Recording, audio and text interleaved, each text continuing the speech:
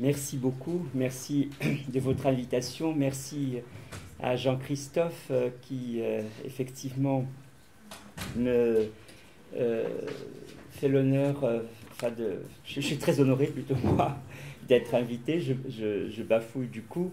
Je bafouille parce que ça fait 40 ans que je vis en France et c'est la première fois que je viens à Toulouse. Alors ça fait quand même un peu bizarre, il était temps que je me réveille si je puis dire ou que l'occasion me soit donnée. Merci beaucoup. J'aurais voulu aussi danser ma philosophie comme vous l'avez si magnifiquement fait, mais ça sera un peu plus difficile pour moi. Je voulais juste faire un écho en introduction à ce que vous avez dit à propos de la voix comme un élément féminin d'affirmation. Et vous signalez ce magnifique ouvrage que vous connaissez peut-être de Alison Baker, l'anthropologiste, The Voices of Resistance, à propos des femmes marocaines. Elle a été les interroger qui ont lutté pour l'indépendance du Maroc. Et effectivement, elle a donné comme titre à son ouvrage The Voices of Resistance. Et Gorgias disait que c'était le plus petit, la voix, le plus petit et le plus inapparent des corps. et je crois qu'on pourra en discuter tout à l'heure. En tout cas, c'était un magnifique exposé qui m'a fait beaucoup réfléchir. Alors, ce dont je vais vous parler aujourd'hui, je vais tâcher de faire des correspondances tout de même pour donner quand même aussi de l'unité à cette matinée. Tout à l'heure, Lewis Gordon a dit qu'il y avait plusieurs modernités, que la modernité européenne était une modernité parmi d'autres. Et il me semble que je pourrais m'inscrire dans ce propos en indiquant qu'il faut peut-être défaire le lien que nous avons un peu subi, si je puis dire, ou en tous les cas établi et hérité du coup, le lien entre occidentalité et modernité. Je crois qu'il y a des modernités non occidentales et c'est un enjeu très important. Je donne juste un exemple aujourd'hui, c'est la modernité japonaise. Les Japonais sont très modernes et pas du tout occidentalisés. Et je crois que c'est très important dans le rapport entre ce dont je vais parler, la colonisation qui s'est faite de l'Afrique par la partie occidentale du monde. Et on a très souvent pensé que du coup, l'Occident avait apporté une modernité et que du coup, la modernité, c'était occidental. Et je crois que c'était très important que vous ayez défait ce lien entre Occident et modernité, ce que je vais faire à ma manière. En introduction encore, je dirais que Ernest Renan a été véritablement au XIXe siècle, la fameuse modernité qui a voulu s'identifier avec l'occidentalité, a dit que le monde dont je vais vous parler, le monde arabo-musulman, a été pendant 600 ans endormi. Ce que vous avez dit, eh bien, pendant 600 ans endormi, je cite Renan dans Averroès et l'Averroïsme, et qu'en fait, il s'est réveillé grâce à l'expédition d'Égypte de Napoléon, 1798, et que là, véritablement, quelque chose s'est mis en mouvement à partir du début du XIXe siècle, préparant la colonisation. Et donc, premièrement, alors imaginez que de Averroès, dit-il, donc fin du XIIIe siècle, jusqu'au XIXe siècle, peut-on imaginer que des peuples s'endorment pendant 600 ans? Eh bien, c'est dans Renan, professeur au Collège de France, et plus encore, avant de s'endormir, qu'avait fait ce monde arabo-musulman? Il avait seulement imité les Grecs, imitation pâle. Donc si vous voulez lire véritablement la philosophie grecque, il faut revenir aux sources Platon et Aristote. Et si vous lisez Al-Farabi, Al-Kindi, Averroès, Avicenne, eh bien vous avez une imitation pâle qui a transmis sans rien apporter. Alors c'est contre cette double affirmation que je vais aujourd'hui réagir en parlant, comme vous l'avez vu dans le programme, de la validation du savoir. D'Averroès à Léon l'Africain, je vais prendre ces deux figures importantes, Averroès 1126-1198 et Léon l'Africain, qui s'appelait Hassan al-Wazan, qui est un diplomate au service du roi de Fès au Maroc au début du XVIe siècle et qui a été capturé en 1518, capturé au large au large de Carthage en Tunisie lors d'une de ses missions. Et comme il avait des lettres de créance très très importantes de son roi de Fès, les pirates qui l'ont pris dans la Méditerranée se sont rendus compte que c'était une personne importante. Ils l'ont vendu au pape et le pape lui a donné son nom, Léon, parce qu'il s'est rendu compte que c'était une personne importante. Et Léon l'Africain, pendant 15 ans, va écrire la description de l'Afrique, qui est l'ouvrage qui a fait découvrir l'Afrique précisément à l'Europe, d'une manière autre que simplement, si vous voulez, un continent qui était vu comme Olympe de la Terre.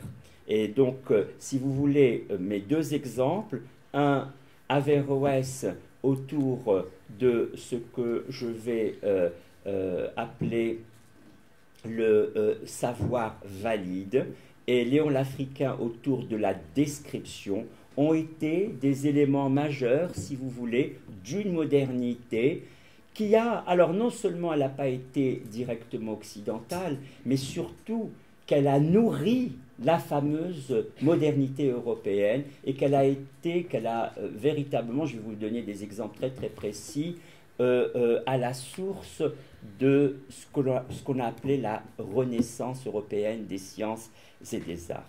Voilà un peu mon programme, je vais surtout l'esquisser, peut-être y revenir aussi puisqu'il y a une session cet après-midi, mais le développer avec vous.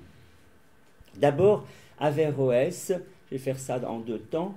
Averroès, il a voulu s'inscrire dans le temps long du savoir, c'est-à-dire qu'il s'est intéressé aux anciens, c'est très important, il les appelle jamais les Grecs, Platon, Aristote, il appelle ça le Kodama, les anciens, c'est très très important. Il y a les anciens et il y a les contemporains, et c'est important aussi de dire les anciens, c'est pour éviter toute division religieuse. C'est-à-dire que ce n'est pas les polythéistes et là les co-religionnaires musulmans, pas du tout. Donc ils ne se situent pas du tout dans une transmission religieuse du savoir, ils se situent simplement dans un temps long qui est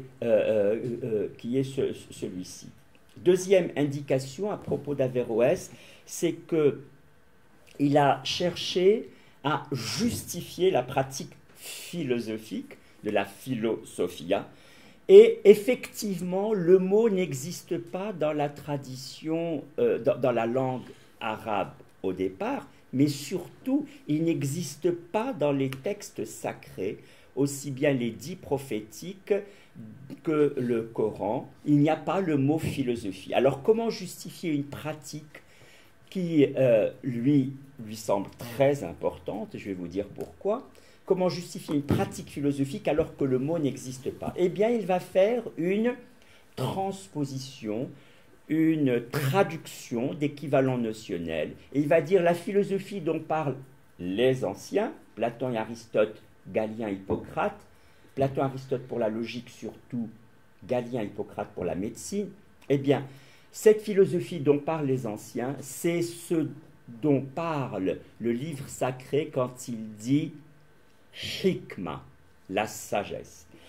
Et donc le mot sagesse va prendre un rôle stratégique.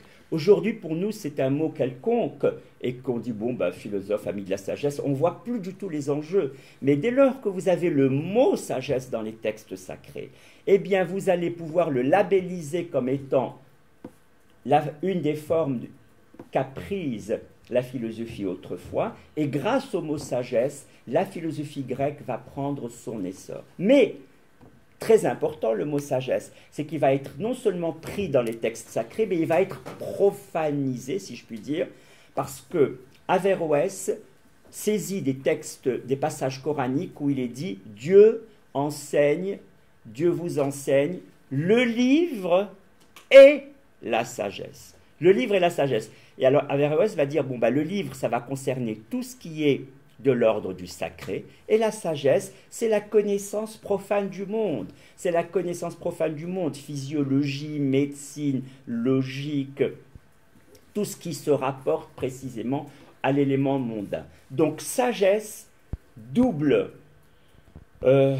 enjeu stratégique, d'une part, de se dire, c'est par là que la philosophie va être justifiée comme pratique, et d'autre part de se dire, oui, mais c'est une philosophie comme connaissance du monde et non pas du tout rapport au livre sacré. De vous avoir enseigné le livre et la sagesse. Ça, c'est un enjeu véritablement très important. Et troisième enjeu, à partir de là, eh bien, à partir de là, si la sagesse, c'est la connaissance profane, eh bien, vont lui être associées des formes de validation du savoir qui ne sont pas les formes religieuses. Et donc, on va avoir une distinction très importante entre le vrai et le valide. Le vrai, al-haq, c'est ce qui se rapporte à la religion. C'est ce qui se rapporte à tout ce qui est relatif à l'exégèse religieuse, au nom de Dieu. Un des 99 noms de Dieu, c'est précisément le mot vrai. Dieu est veras, haq. D'ailleurs, il y a des prénoms, Abd al-Haq, etc. Donc, le haq, c'est véritablement le vrai religieux. Et à côté de ce haq, il y a justement la connaissance profane qui, elle, va être labellisée valide et non pas vraie. Et valide, il y a des mots pour cela. As-sawab, la justesse, ou bien as-sahih, ce qui est sound. Sound, c'est la meilleure traduction anglaise. C'est pas ce qui est sain, mais sain au sens de sain et valide à la fois. Et donc, Averroès va faire cette distinction majeure entre le vrai et précisément le valide en disant ce qui est intéressant dans la philosophie aristotélicienne et pourquoi il faudrait justifier son entrée dans le monde arabo-musulman et qu'elle siège avec l'exégèse religieuse et l'exégèse juridique, c'est qu'elle nous présente des outils, comme la boîte à outils du plombier, et ces outils n'ont rien à voir avec la vérité, ils ont à voir avec la commodité, avec le calcul, avec tout ce qui sert précisément à accroître nos connaissances profanes. Si bien que le syllogisme, le fameux raisonnement syllogismos grec, eh bien le syllogisme va être promu comme un outil majeur parce que justement il voyage abstraction faite des situations culturelles. Abstraction faite des situations culturelles et surtout abstraction faite des codes religieux. Le syllogisme, bien sûr on dit qu'il est vrai, mais ne vous trompez pas, il y a une homonymie du mot vrai, le syllogisme est surtout valide, et cette validité du syllogisme va lui permettre précisément de voyager et d'être justifié. L'enjeu aussi de distinguer entre le vrai et le valide, c'est que le valide va supporter en quelque sorte la situation de révision du savoir et de faillibilisme, ce qu'on appelle le faillibilisme. C'est-à-dire que le savoir, à un certain moment, il arrive à un degré de précision, mais c'est un degré de précision circonstancielle, et qu'à partir de ce moment-là, quand il y a de nouvelles découvertes, eh bien on révise notre savoir. On révise notre savoir.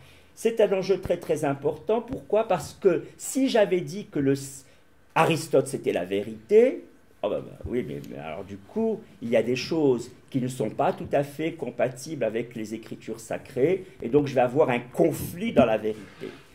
Erreur majeure, contresens majeur de l'avéroïsme latin, c'est qu'il a attribué à Averroès l'idée d'une double vérité. L'idée d'une double vérité, c'est que Averroès aurait défendu et la vérité d'Aristote et la vérité des Écritures. Pas du tout.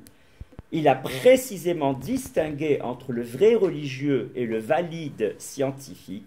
Et cette validité scientifique, elle est soumise à de la révision. Lui-même d'ailleurs avait dit, on prend des choses d'Aristote et de Platon, et si elles ne nous conviennent pas, eh bien ma foi, on va les réviser. Je ne suis pas un servile, contrairement à ce que dira Renan plus tard en disant, imitation pas les servitudes des philosophes arabes à l'égard de la philosophie grecque. Non, non, non. Il s'agit simplement de prendre appui sur un outil et de le réviser. Une béquille, après tout, vous la laissez tomber quand vous savez marcher, ou bien que vous êtes guéri de votre entorse, ou bien vous l'arrangez d'une manière beaucoup plus adaptée pour en faire un exosquelette si malheureusement la personne se trouve être paraplégique. Donc en fait, les outils, on en change, mais dit-il, le texte sacré, on ne le change pas. Donc effectivement, l'un des enjeux importants aujourd'hui encore dans la pensée salafiste, c'est un des grands problèmes, c'est que quand on dit que tout se trouve dans le Coran, c'est une erreur terrible, parce que si la science se trouve dans le Coran, eh bien ça veut dire qu'on va changer de Coran au fur et à mesure qu'on change de science. La science, elle est faillible. Le Coran, il est rapporté à quelque chose qui ne se révise pas. C'est un texte fondateur, comme Homère pour les Grecs. Eh bien, ce texte fondateur, on va lui laisser en quelque sorte l'infaillibilité, mais à condition de lui retirer complètement l'idée d'une science qui y serait en quelque sorte incarcérée.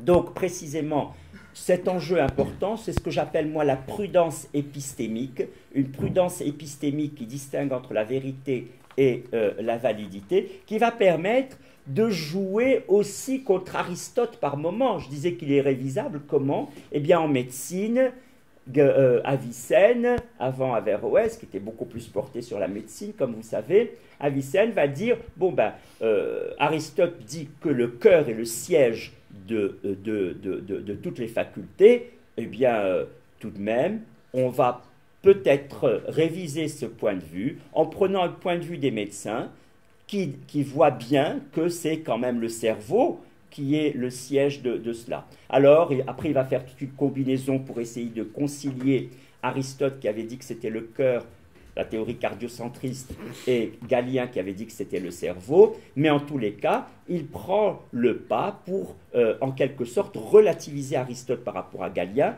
et promouvoir la science galiléique qui permet précisément de faire du cerveau le centre premier.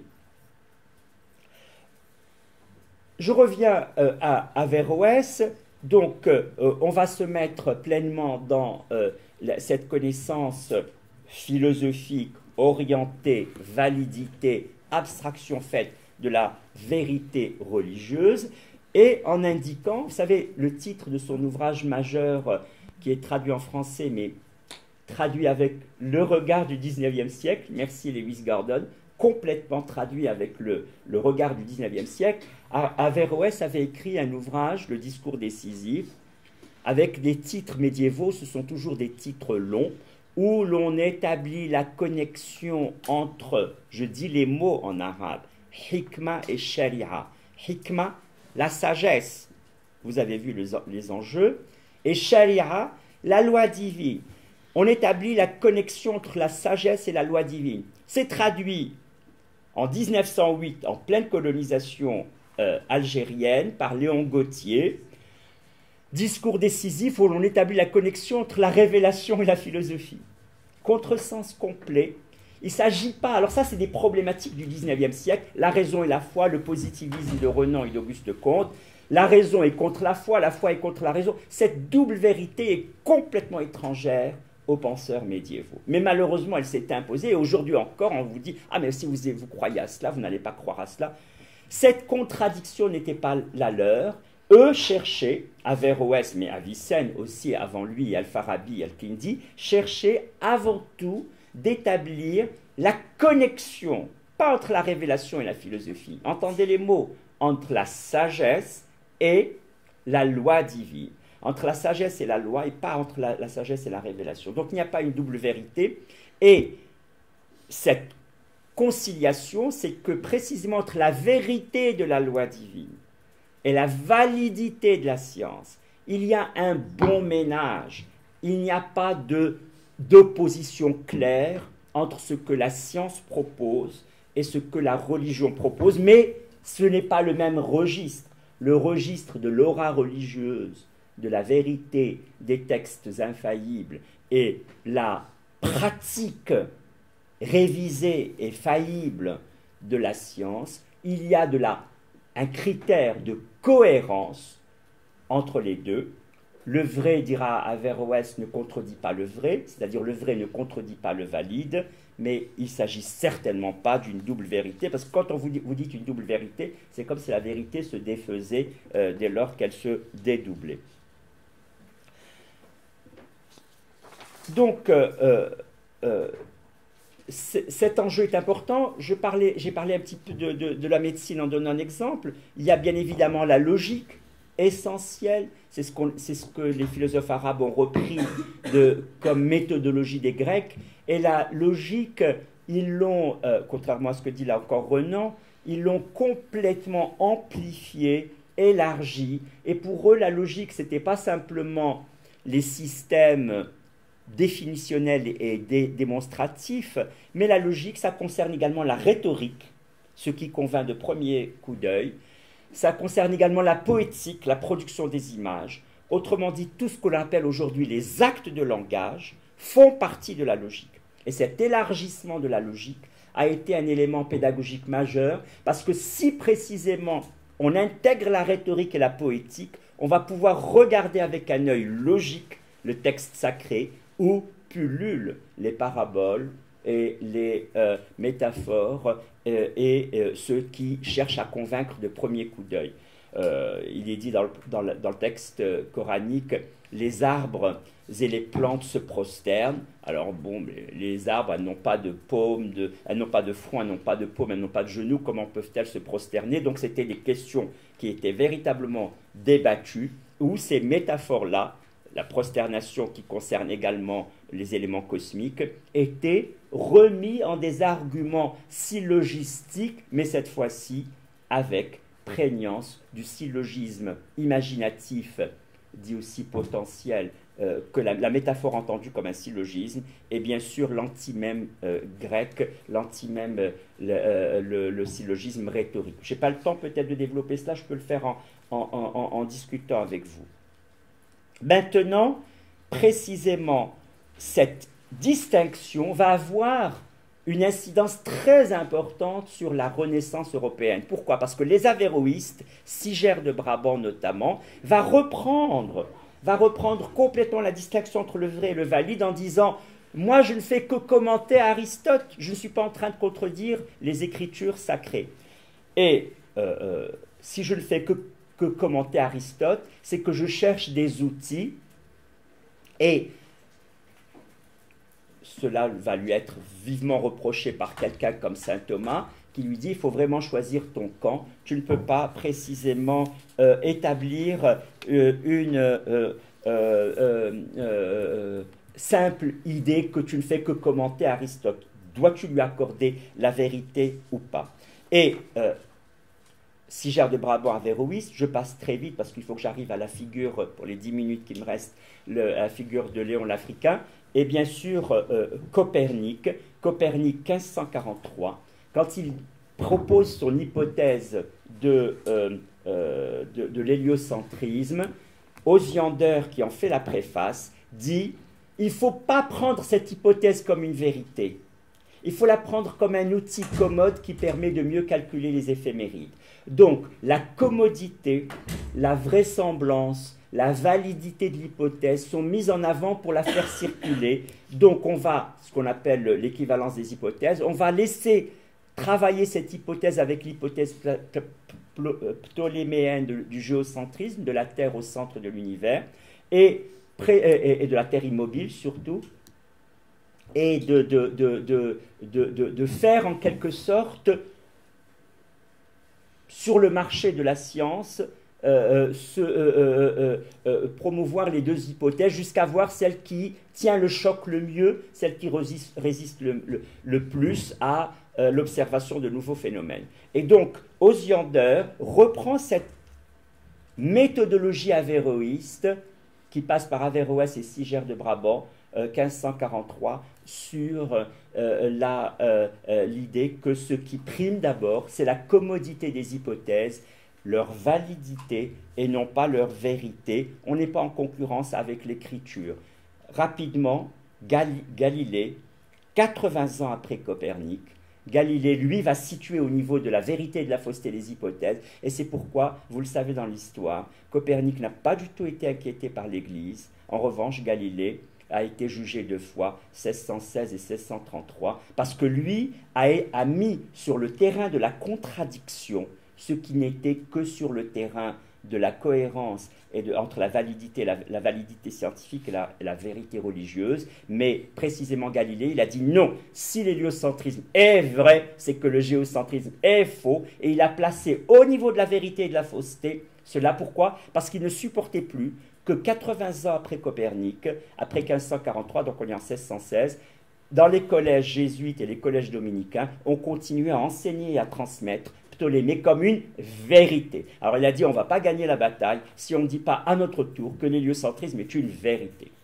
Voilà pour ce point-là. Au même moment, alors très intéressant, Osiander fait cette préface de Copernic et il la dédie à Jérôme Fracastor. C'est une personnalité très importante. Ce même Jérôme Fracastor, c'est celui à qui Ramusio, l'éditeur de la description de l'Afrique de Léon l'Africain, dédie la description de l'Afrique. Et j'en viens maintenant à la description de l'Afrique. La description de l'Afrique, c'est quoi? C'est donc un ouvrage écrit une fois qu'il est devenu chrétien, membre de la cour papale, Léon l'Africain, qui, je le répète, était un Marocain, Hassan al-Ouazel, né à Grenade, l'Espagne musulmane, grandi à Fès, devenu diplomate du roi de Fès, capturé en 1518, je l'ai dit tout à l'heure, et devenu chrétien parce que le pape lui a donné son nom. Eh bien lui, qu'est-ce qu'il a fait pendant ces années à Rome? Il a décrit l'Afrique qu'il a arpentée au service du roi de Fès. Il a décrit Tombouctou et son roi, il a décrit les parties de l'Afrique du Nord de manière détaillée, et cette description de l'Afrique a été, si vous voulez, au moment où Copernic fait une nouvelle cosmologie, une nouvelle cartographie du ciel, Léon l'Africain fait une nouvelle cosmographie, une nouvelle graphie du cosmos. Et il s'inscrit dans les cosmographies universelles qui fleurissaient au XVIe siècle. Et la cosmographie universelle de Léon l'Africain fait une rupture claire, cette fois-ci pas avec le Ptolémée des tables du ciel, mais avec le Ptolémée qui avait divisé le monde en 7 climats. Avec Léon l'Africain, vous avez le monde qui est divisé en continents. C'est une révolution énorme.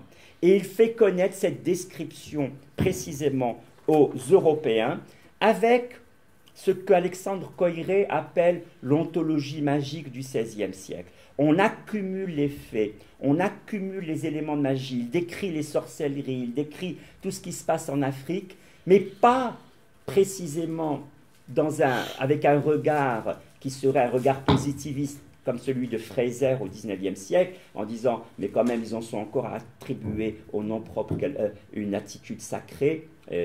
Wittgenstein, quand il critiquera Fraser, dira « mais la science ne s'oppose jamais à la magie, la science s'oppose à une autre science et la magie à une autre magie, et il n'y a pas de raison pour ne pas considérer un nom propre comme sacré, puisque c'est la première la première couverture jetée sur votre épaule. Après tout, c'est ce qui vous accompagne toute votre vie. Pourquoi ne pas lui accorder une forme de sacralité? Lisez aussi ce que dit Montaigne des noms, dans les essais. Donc, précisément, il va beaucoup s'intéresser aux noms, à la sacralité liée au nom, et il va faire de la description sans théorie. J'ai beaucoup aimé ce que vous avez dit sur la théorie et surtout l'activité de théoriser. Alors lui, il ne va pas du tout s'intéresser à des explications, mais il va s'intéresser à des descriptions, d'où la description de l'Afrique. Et si vous voulez, moi ce que j'ai voulu vous dire, et je vais m'arrêter là, avant de faire ma conclusion, ce sur quoi j'ai voulu insister, c'est que d'un côté Averroès laisse de côté le vrai pour faire avancer la science au niveau de sa validité, et on a les répercussions jusqu'à Copernic. Eh bien, Léon l'Africain laisse tomber les explications qui déploient et dépendent toujours d'une théorie toujours frappée de péremption pour aller dans le sens de la description. Et la description, elle n'est jamais exhaustive. La description, elle est toujours incomplète. Une explication, elle est toujours close, elle est toujours systématique. On cherche à expliquer pour rentrer le paramètre dans un système. Eh bien, la description, il y a ça, il y a ça, il y a ça, d'où cette magnifique série de faits accumulés que nous avons au XVIe siècle. Effectivement, on accumule les faits. Et comme dit Whitehead, s'il n'y avait pas eu toute cette spéculation ardente autour de la philosophie contemplative pendant le Moyen-Âge, on n'aurait pas eu tous ces outils pour si bien observer le monde de la Renaissance.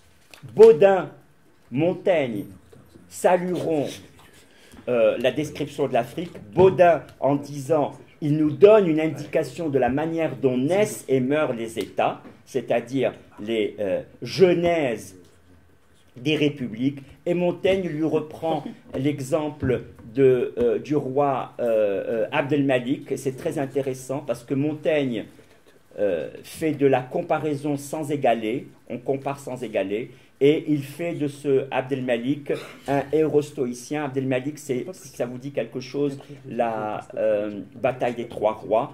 Trois rois sont morts, le roi portugais et deux rois marocains qui étaient en conflit sur la légitimité de leur pouvoir. Et la bataille des trois rois en 1578 a été justement...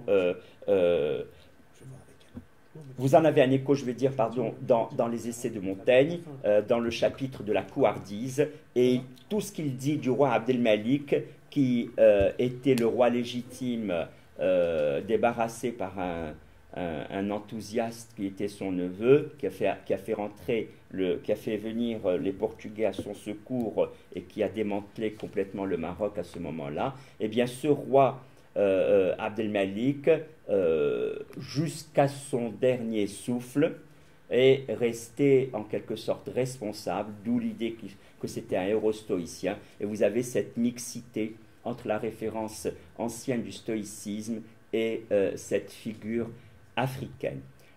Voilà ce que je voulais dire. Conclusion très rapide. Dans un cas, celui que je viens d'esquisser, on décrit sans expliquer, sans viser une théorie. Dans l'autre cas, Averroès, on cherche à valider sans chercher à être dans le vrai. Deux façons d'inscrire le savoir dans ce qui a été labellisé la Renaissance européenne, cosmologie, cosmographie, et qui a ses origines méthodologiques et de contenu dans des pratiques venues d'ailleurs. Il est vrai, la modernité n'est pas qu'occidentale. Merci Lewis Gordon. Merci.